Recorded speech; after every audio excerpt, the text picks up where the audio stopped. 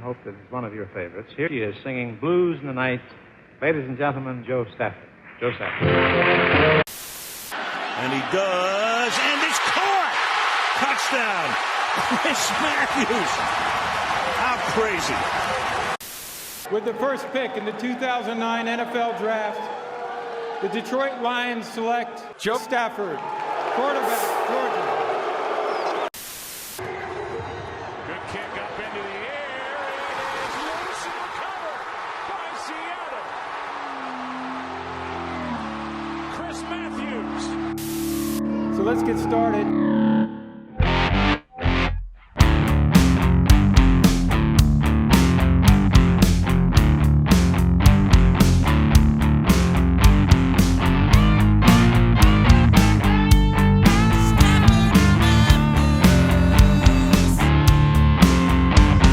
Welcome back to your favorite weekly podcast, Stafford and Matthews. As always, Joe Stafford and former Seahawk Chris Matthews. And today, ladies and gentlemen, Chris faces the music. A few weeks ago, talking about Tom Brady, who, by the way, Chris hates, despises, just does not respect in a lot of ways. No, don't say that. I respect him. I just don't like how he got some of his wins. That's all it is. Okay. Well, he beats Washington in the wild card round, and everybody starts murmuring about, does he have a chance to go the distance? And I will admit this from my own point of view before I even rag on you. I picked against Brady in the Saints and Packers game. I did. That's on record. You guys can go look at it. I picked against him, which of course was a stupid thing to do. But I did pick against him in that situation. But I did say, after the Breeze game, after he took down New Orleans in New Orleans, I said that he beat Washington in the wild card, beat Drew Brees at home in the Dome, beat Aaron Rodgers in Lambeau, then we go on to beat Patrick Mahomes in the Super Bowl at home for the first time ever. And I said if he had completed that, that would be the greatest individual postseason run by any player across any professional sport. And I stand by that. I think he's eclipsed that of period.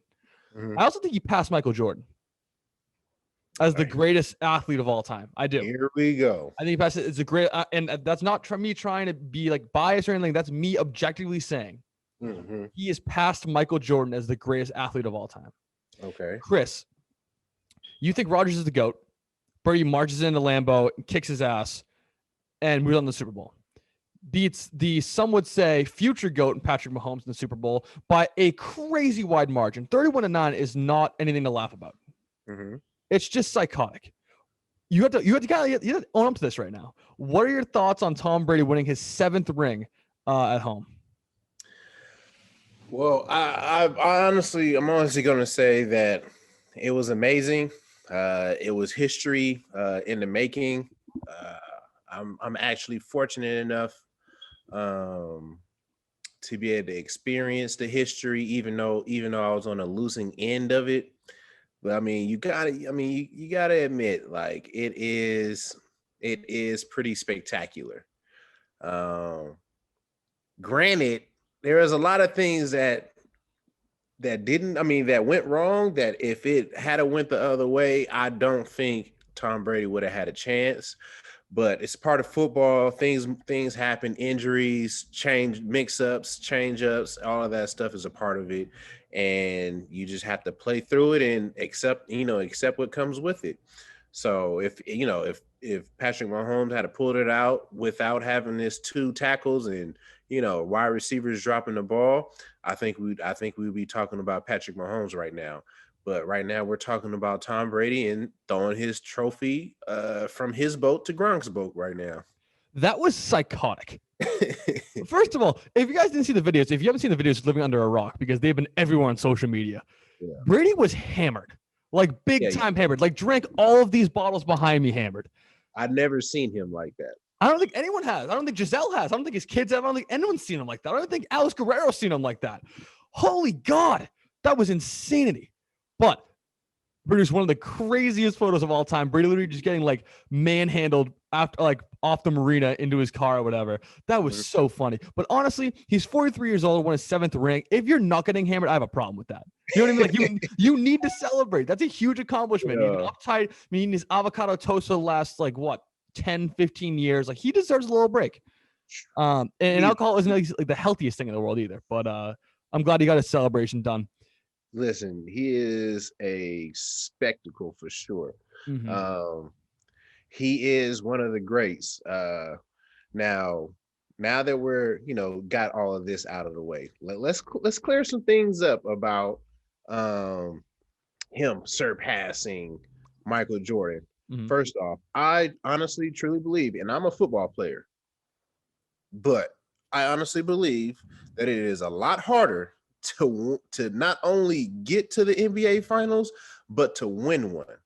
Because if you look at it, the NFL, what do? 60 minutes, one game, you move on. NBA, you have to at least win 4 games. 4 games just to move on to the next round. And then once you get to the finals, you have to win 4 more games. Mm-hmm. So for me, that tells you that you have to go against this guy who knows your moves.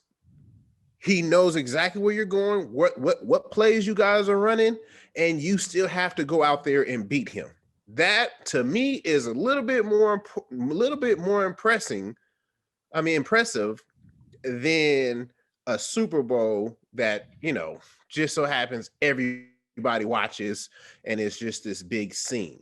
So I don't believe, and I'm not going to allow you to disrespect the GOAT, Michael Jordan, like that. Tom Brady is the GOAT. He is the GOAT of football, for sure. Michael Jordan is the GOAT of basketball, for sure. But I'm going to take it an even step further. Best athlete on earth isn't even Michael Jordan. I honestly would say it's Serena Williams. You saw her in Sports Center. She's won 13 titles in a row. Nobody pregnant else too. Has ever done that. One pregnant too, which is a crazy exactly. Which is psychotic. To me, that's the best athlete on earth, right? Well, how many does Tiger Woods have? How many records does Tiger Woods have? Jimmy, how many major tour wins does Tiger Woods have? 81 or 82. Yep. 15 majors. I guess that debunks your theory on the best athlete right now. I was even wrong, but I was giving it to Serena, but it's somebody that's even ahead of him. Let me clarify here. One, people do not value golf and tennis the same way they value football. Let's put that point blank period. They don't. True. Same thing with swimming, right? Michael Phelps is probably the best athlete we've ever seen, or at least in my lifetime. But no one cares about swimming. You know what I mean? That's the thing. And when it comes down to it, the 4 major sports are really I guess you can include soccer, but not really in America. The 4 major sports in America really dictate what we consider as the greatest, athlete or prospect of all time. That's my kind of criteria for it. If we're going outside of that bubble, and people actually gave a shit about tennis and swimming and all that stuff, we would have a different conversation. I'm serious, because some people don't even consider golf a sport still. Like that's still like a thing. So we have to consider that as well. Maybe because a lot of them haven't been out there to go actually swing a we talk about that too. We talk about your swing game. Jimmy has some suggestions. He has some suggestions for you. But anyway, back to the GOAT thing. You bring up the NBA NFL comparison. It's harder to get there and win, you said. Well, I have the opposite opinion for just one reason. When you play a 7-game series, about 90% of the time, the better team ends up winning because they, first of all, have extra games to pull out, because if they lose one, they're not actually out. The term any given Sunday is what makes the NFL so special. The New York Jets could beat Patrick Mahomes and the Chiefs on literally any Sunday. But if they played a 7-game series, you're telling me the Jets would pull that out? Absolutely not. That is not going to happen. If you give teams more chances, a good majority of the time, the better team will end up winning the game, end up winning the series. But when you have one shot 60 minutes. That's it. Point blank. You don't have another shot after that. That's where you have lower teams start to beat these upper teams. And that's when they start to have some more tension and controversy in terms of those games. That's why I have a different problem with that. If Tom Brady had played 7-game series with the Washington football team, the Saints, Green Bay, he wouldn't make the Super Bowl. Absolutely not. He's 43 years old. He doesn't have the leg for that. And football's obviously not even a comparable sport to basketball. Football, that's why they play only once a week. Basketball plays like 3 times a week. You play football once a week, and there's a reason why, because you get hit in the mouth every other play. That's why. But that's kind of my reasoning as to why I think it might be actually harder in football, because these shittier teams, to be frank, have a much better chance of taking you down in 1 game versus taking you down for 4 games to end up advancing in the next round. I mean, I hear that, but then you got to think. I'm thinking about how many times did Tom Brady actually hit the floor this past Super Bowl? His protection was great. I'll tell you that. So he could have played a whole nother game, couldn't he? He could have, but I mean, like, realistically, it's not a great idea for a 43-year-old player to do. But he chose to sign up. He chose to sign that contract to come out there and play with these guys. So he should be able to go out there for 1 or 2 more games, especially when you have arguably a top 10 offensive line. You should be ready to go. Like, there's nothing wrong with it. To be honest, though, it's kind of an arbitrary conversation, though, because obviously you're not going to get to 7-game series in football anyway. But my point was just trying to. I wouldn't even want to see that. Yeah, no, it would be a nightmare. Everybody get injured out in like the 3rd or 4th game. Everybody get dog tired. Like, it would not work. It'd be a horrible situation. If it was like but if it was like you had to win 2 games in a row, that would be interesting, though. That would be interesting, but I don't think it'll ever happen. Heck no. Especially because they have kind of baptized Sunday as like football Sunday in America type thing. They couldn't move it around. People don't like Thursday night football. People don't like Monday night football all that much either. Saturday football in week 16 and 17 is fun because you get to have a couple drinks with your buddies, watch a game, and not feel horrible on Monday morning. I get that. But, Sunday is football day. We all know that in general. Let's get to the actual game. Absolutely. Let's talk about this actual game, because it was honestly shocking for me. 31-9 is the final score. They don't score a touchdown. The Kansas City Chiefs, Patrick Mahomes, doesn't score a single touchdown. Astonishing stuff. But I want to pat myself in the back a little bit here. I predicted 31 points for the Bucs. I did. In our predictions, I predicted 31 points too. Yeah, you did. It just wasn't to the Bucs. Right, exactly. We're on a roll with that. But honestly, like, I was shocked. I'm watching the game on the couch with a few of my friends. And, the game's starting to go on here. The Bucs kind of get up early in the first half. I'm like, okay, well, this is an interesting dynamic. Chiefs usually start slow in these playoff games. They'll turn it around eventually. Halftime rolls around. They're down kind of big, right? They're down pretty big. They have a score before the end of the half. And I'm looking at my roommates like, what's going on? Jimmy goes around saying the game's over. He almost jinxes our bet. We won 30 on the game, or I did at least. Yeah, he's an athlete. Doesn't gamble. Never mind. Well, golf isn't a sport. You're not an athlete, I guess. I got him anyway. Oh, shit. You hear that? What? He said your swing sucks. He saw you on your story. My swing? Yeah. I have small clubs, apparently. Is what He'll just give you lessons, he said. We'll put it on the Cape this summer. Listen. That's why I needed to push this up, because I'm going back out there and then go get fitted for an actual set of clubs from the PGA store. There we go. I like that. I like that a lot. There we go. I'm trying to get out here, and I'm pretty sure if I get the club size that I need, I'm beating all of y'all. Dude, if you get your hips going, you're driving that ball like 350. Like, I don't want to see that. I really don't want to see that. It's gonna be insanity. But yeah, back to the game.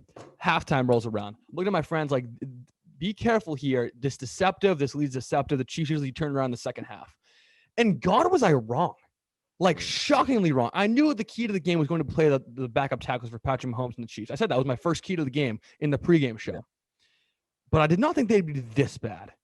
Patrick Mahomes was literally hurried more than he was stable in the pocket. He had more attempts on him to be sacked than he had a stable pocket. Yes. That's number one. Number two, he ran 500 yards just to avoid being sacked. That's across the field, side to side, backwards, not even running forward, just to avoid being sacked. In the second half of the game, he got a snap and just immediately ran out of the pocket because he knew he couldn't have any protection. It was that bad. And where credit's due, the Bucs defense was phenomenal. They played amazing. shout out to Todd Bowles, former coach of the Jets here. He had a awesome game plan going in. Pretty much cover 3 over the top, mixed with some cover 2. Sean Murphy Bunting isolated Tyreek Hill with that coverage over the top there. Travis Kelce had a really, really tough game for his standards as well. Sammy Watkins, I think he had one catch, something like that. It was nowhere near the level they're used to succeeding in by any means or standards. Mm-hmm. Travis Kelce, like he had a solid game. 10 for 133 is more than solid. Mm-hmm. But he was targeted 15 times, only 10 of them. And most of the time, those drops or those incompletions were in the second half when you needed them most. I give a shit about first half completions. The most. But it was really shocking for me. And I knew Brady was going to make it a game, especially towards the end of the game, no matter what the score was, because that's what he does. That's what he's typically done in his playoff career. Mm-hmm. But to hang 31 on them without pretty much a struggle. Like they didn't even struggle on offense, I don't think, once. Beginning of the game, yeah, they punted a few times and everything, but once they got in that rhythm, it was over. Absolutely. And the funny thing is, everyone who scored on this team, the Bucs, right? Leonard Fournette was cut by the Jacksonville Jaguars a year ago. Mm-hmm. Scores a touchdown in the Super Bowl and wins. Antonio Brown was in jail a year ago. Scores a touchdown and wins the Super Bowl. Tom Brady, who's 43 years old, throws 3 touchdowns and wins the Super Bowl. Yeah. Rob Gronkowski, who was in the WWE last year, scores 2 touchdowns and wins a Super Bowl. The storylines on this team are unbelievable. Yeah. The NFL really couldn't have dreamt of a better matchup in the first place between Mahomes and Brady, former Golden Boy versus current Golden Boy. Like they could not have dreamt of a better situation. And all the storylines going into it just fed into that as well. And it was just a really fun game for me, especially to watch, considering I'm not a big Mahomes guy. Also, if you guys didn't know, where was Jackson Mahomes on TikTok during this game? I couldn't find a single TikTok from him. His girlfriend was quiet. I didn't hear anything. But yeah, I loved watching this game. I wish it was more competitive. I do. But I'm never going to turn down seeing Tom Brady host the Lombardi Trophy yet again on the stage with his family. I swear to God, his kids think this is like a Disney World trip every year. It's like an annual holiday for the family. It's insanity. But yeah, I was very excited to see this game. Chris, talking analytically wise, what was the key to the game and what ended up, screwing the Chiefs over in the end? I think it was what I said. What I said was what needed to happen was going to be the run game. I knew that Tom Brady was going to lean on it. I didn't think it was going to perform the way that they performed, because let's just all be honest here. I've never seen Leonard Fournette run or even pretend to run this hard in his career since he's entered into the NFL, and he was a first-round draft pick. Yeah.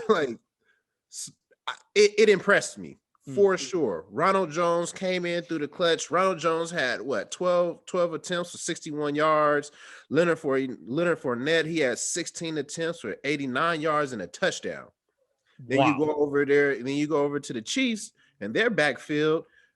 Clyde Edwards-Helaire, 9 for 64. Patrick Mahomes, 5 for 33. Like, what is going on? I'm lost, and I'm looking at the game, and I'm like, you're not out of it. You have time. Run the ball, because clearly passing isn't working for you right now. And I also said in the last episode that for them to help them out, they need to start running a little bit more screens, running back screens, or tight end screens, receiver screens, anything like that, draws, anything like that. And they failed to do that. They ran a screen here and there once or twice, and then that was it. Everything else was power run, plunge, and outside zones, which it just didn't work for them. They started off okay. Then towards the second quarter into the half is when they started running away from the run game, and I'm talking about the Chiefs right now. While the Bucs, they just kept on pushing all the way through. Like I said, Leonard Fournette, he was doing things that I haven't seen him do since college. He's running guys over, running past people, showing aggression. Like it's just another thing that you have to, like, another notch that you honestly have to put on Tom Brady's belt, because he helped breed that, get that out of him. In all honesty, I was hearing rumblings that he was texting guys all leading up all the way to the Super Bowl at 11 o'clock p.m. that we're going to win.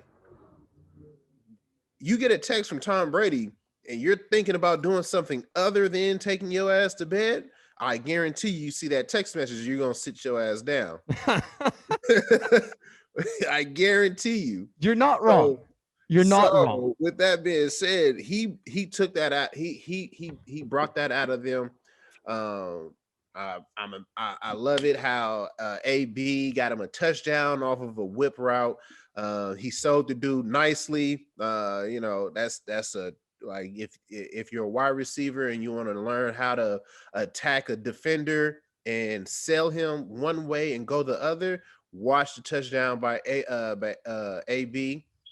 He was amazing. And what did I say about the tight ends? I told you the tight ends were going to have the game of the year, and they did.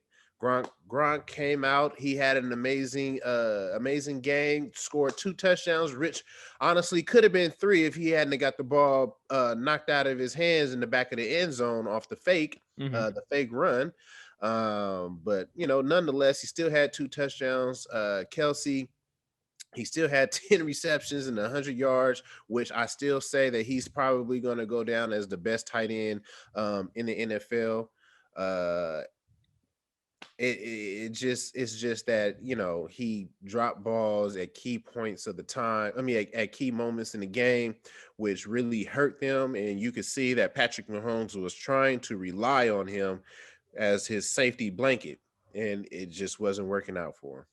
For sure. It was just a tough game plan to kind of play against. Mahomes definitely didn't have his best foot forward with the protection purposes. Tackles were out. Literally and figuratively. Yeah, literally and figuratively. You're 100% right. But yeah, it was a tough game overall for Chiefs fans. Chiefs Kingdom is hurting right now, I'm sure. But I want to talk about one more thing too. Brady, right? MVP, Super Bowl MVP. Yeah, like I get that. He's probably deserving of that. But I want to shout out one guy that I think probably could have won it if not for Brady. Devin White. I mean, Devin White has had one of the most impressive playoff performances I've seen in a very, very long time for a defensive player. This is his stat line from Sunday. 8 tackles, 4 assisted tackles, 2 tackles for a loss, a pick, and a pass defense. I mean, you can't affect the game more than he just did. You know what I mean? Like you can't. And as a sophomore linebacker, his second year in the league, period. And he's leading this defense. Yeah, I understand Levante David has been a steadfast part of this defense for almost a decade. He might be gone next year just because of how well Devin White's played in the middle of that field. So I'm very impressed with Devin White. I think he had a phenomenal postseason and capped off with a great Super Bowl. It's only going to get better.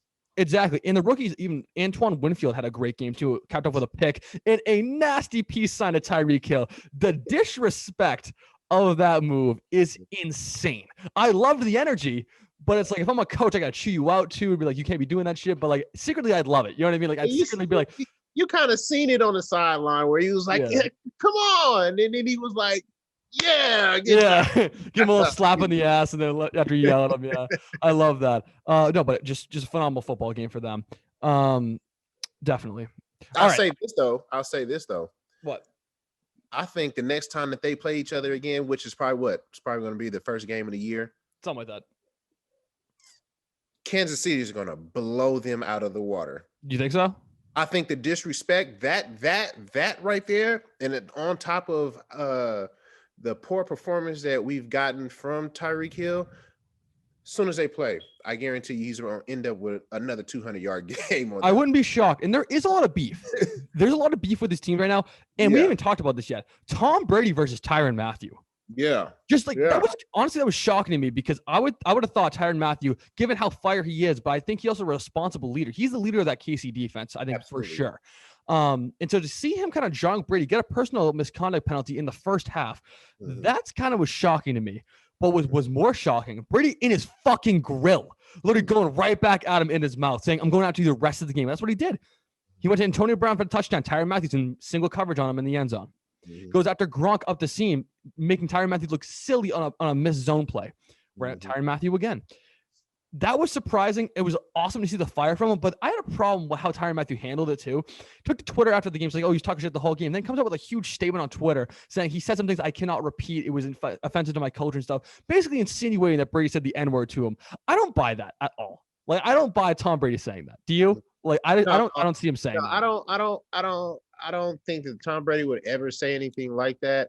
But at the same time, I do think there's probably some words being exchanged at a heated moment, and it kind of just I want to put it in the same realm as the Randolph and Myles Garrett.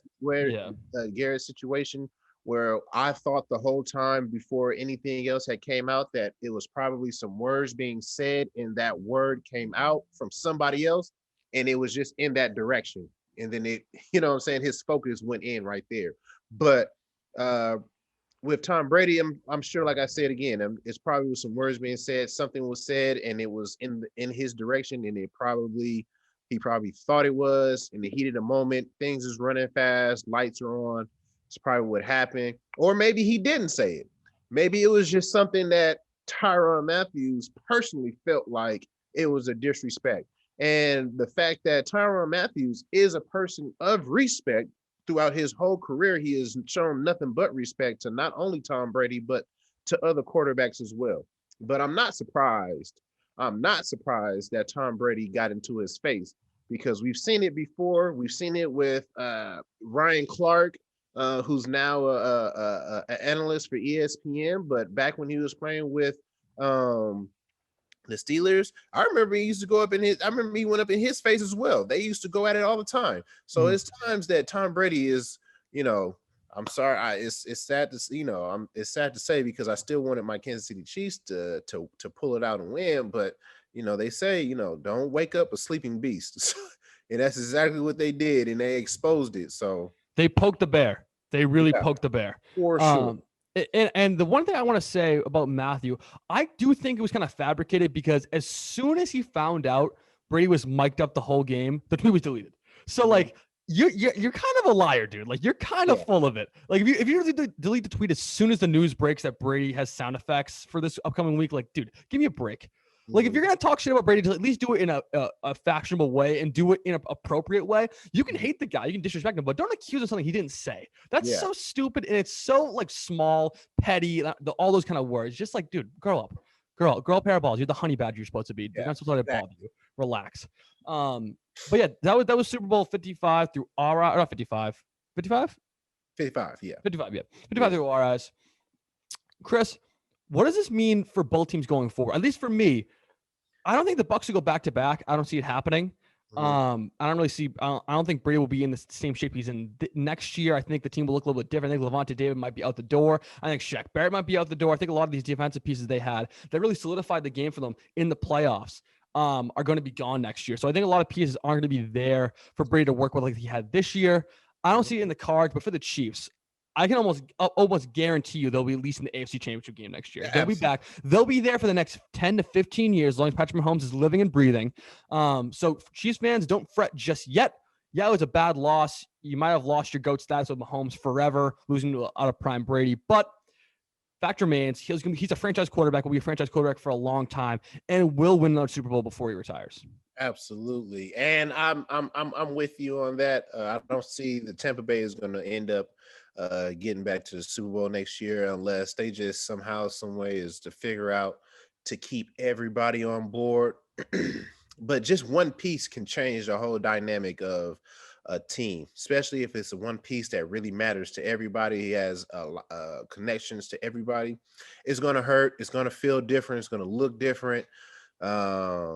And they're going to have to try to figure that out. Maybe they can, maybe they can't. They got Tom Brady now. He's bringing over that Patriot way, which they'll probably be able to figure it out. But still, even then, you're just talking about on the defensive side. I'm looking on the offensive side, and they just have way too many weapons, which was their problem in the beginning of the year when they was trying to figure everything out. So I'm pretty sure there's going to be a couple pieces on offense as well that's going to be gone. So offense and defense, both sides, that's a recipe for disaster. Probably not going to see much from them. Probably going to get a good season out of them, but we're not going to see them move on into the playoffs and go deep into the playoffs for a championship run.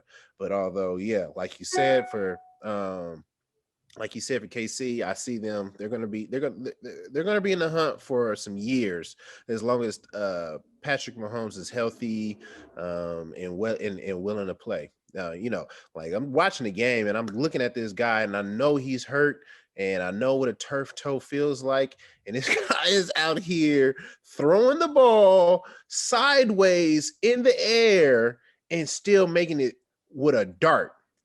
Like that was unbelievable to me. To his credit, Patrick Mahomes, the stat line's not there, but if you actually watch the game and see the duress he was under and some of the throws he was making under pressure, even like you said, I think you didn't see Travis yet. He was parallel to the ground and threw 20 yards downfield and hit his receiver in the head.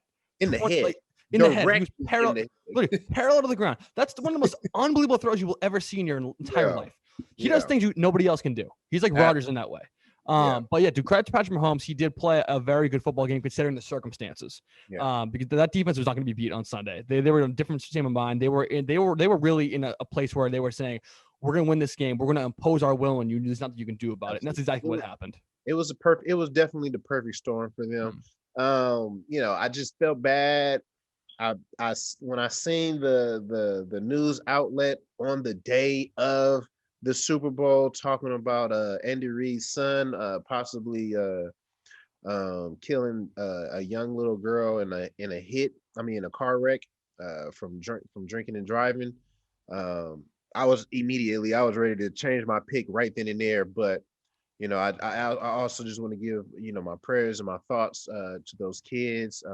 We still haven't gotten any information on what happened after, in the aftermath, if the kids have survived or anything else. I know one was in critical condition for sure, and the other one was just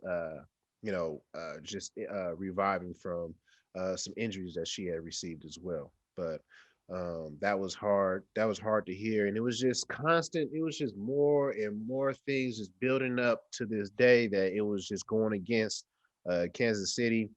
And he had to fight through it. I applaud him. I applaud Andy Reid for even being out there, to be honest with you, because if my son had hit somebody and possibly could have killed somebody, I don't know if my head would have been in it. So I applaud Andy Reid and Kansas City for putting on their big boy pants and at least trying to work as hard as they can to win a game.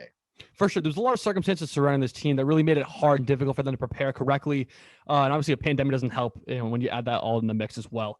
So yeah, Andy Reid had a tough week for sure. Lost Super Bowl. His son had a horrific accident with some children involved. So definitely prayers out to Andy Reid. Hope he's doing well. I think he is doing well. But yeah. Any final thoughts, Chris? No.